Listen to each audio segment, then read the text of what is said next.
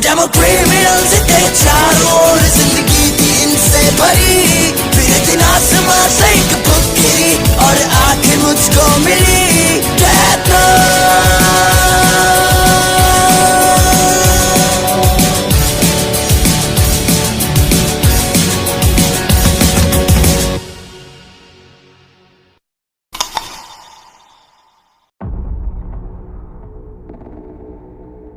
FBI agent मुझे बताता है कि वो जापान में एक सीक्रेट मिशन पर आया है। वो मुझे इस बात को सीक्रेट रखने के लिए कहता है और ये भी कहता है कि ये बात पुलिस को भी नहीं पता चलनी चाहिए। फिर मैं उसे विश्वास दिलाता हूँ कि मैं अपने डैड को, जो कि पुलिस फोर्स में है, उनको भी नहीं बताऊंगा।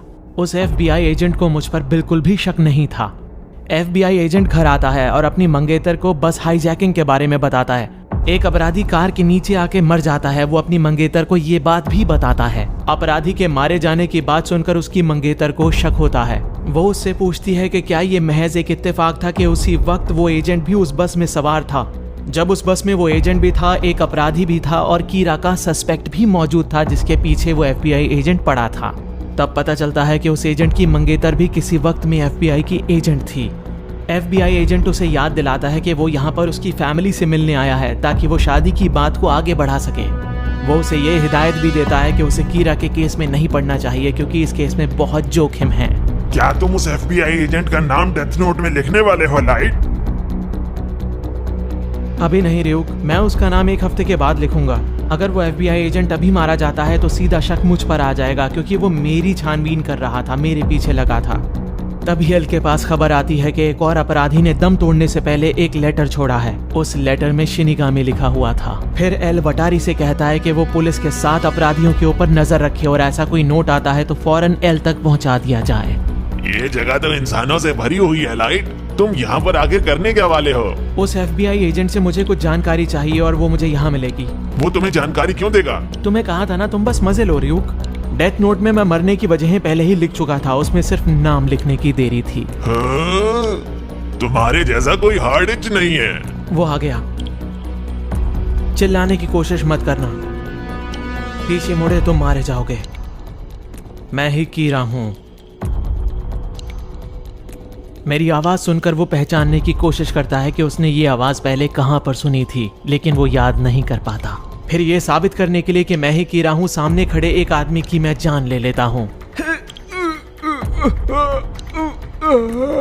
मुझे उसे मारना पड़ा ताकि विश्वास दिला पाऊं कि मैं ही कीरा हूं। जिसको मैंने मारा था वो कोई आम इंसान नहीं था, बल्कि एक मुलजिम था जो कि पुलिस को बार बार चकमा दे रहा था। सबूतों के अभाव के चलते पुलिस उसे गिरफ्तार नहीं कर पा रही थी, इसलिए मैंने उसे मौत के घाट उतार दिया।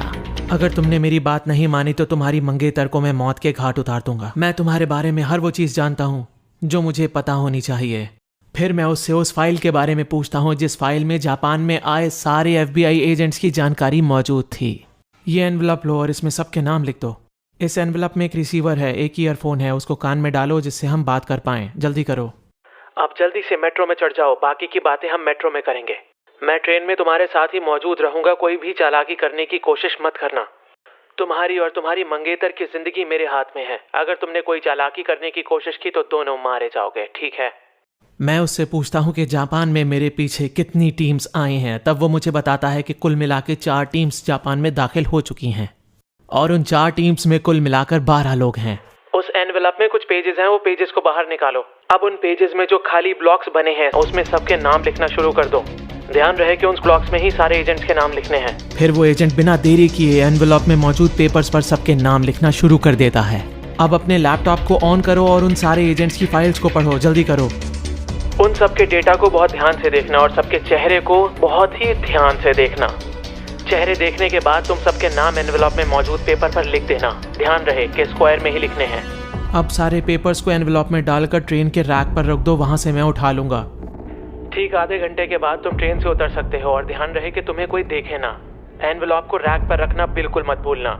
वो एजेंट लगातार इस कश्मकश में था कि उसने ये आवाज कहाँ सुनी है। वो याद करने की कोशिश लगातार किए जा रहा था। ठीक आधे घंटे के बाद वो जो स्टेशन आता है उस पर उतर जाता है और तभी उसे दिल का दौरा पड़ने लगता है।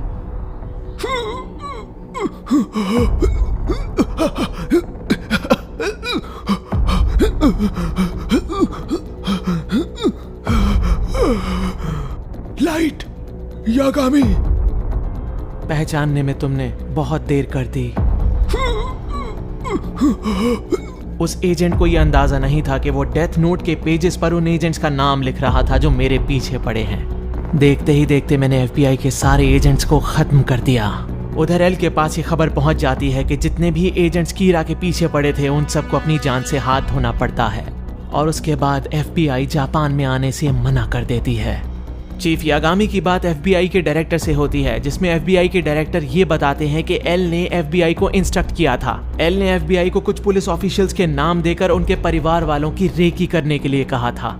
अपने ही डिपार्टमेंट के लोगों और उनके परिवार की रेकी के बारे में सुनकर चीफ यागामी बहुत गुस्सा हो जाते हैं। पुलिस डिपार्टमेंट के लोग एल की इस बात से बहुत ही खफा हो जाते हैं और वो ये भी कहते हैं कि वो भला एल के ऊपर कैसे विश्वास कर सकते हैं जब एल को उनके ऊपर ही विश्वास नहीं है।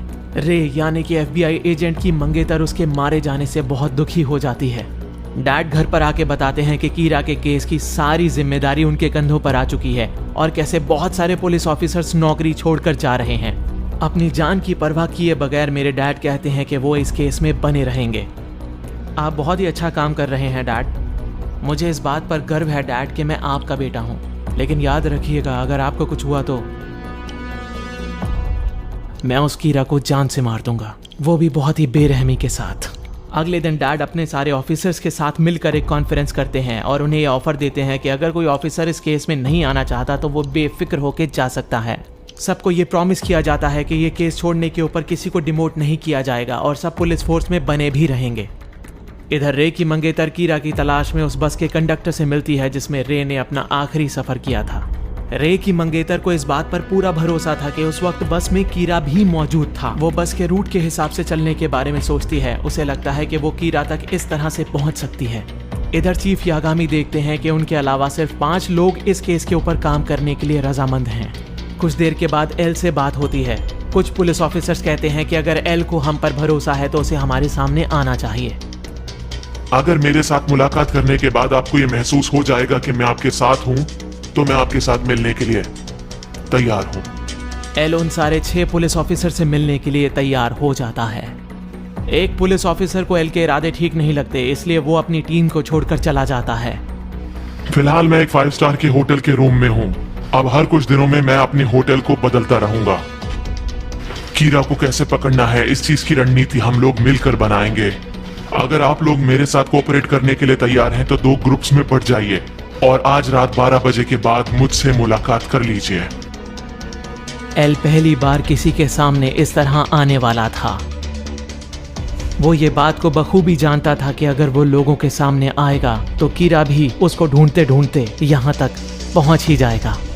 और इधर पुलिस चीफ यागामी एल के दरवाजे पर दस्तक देते हैं।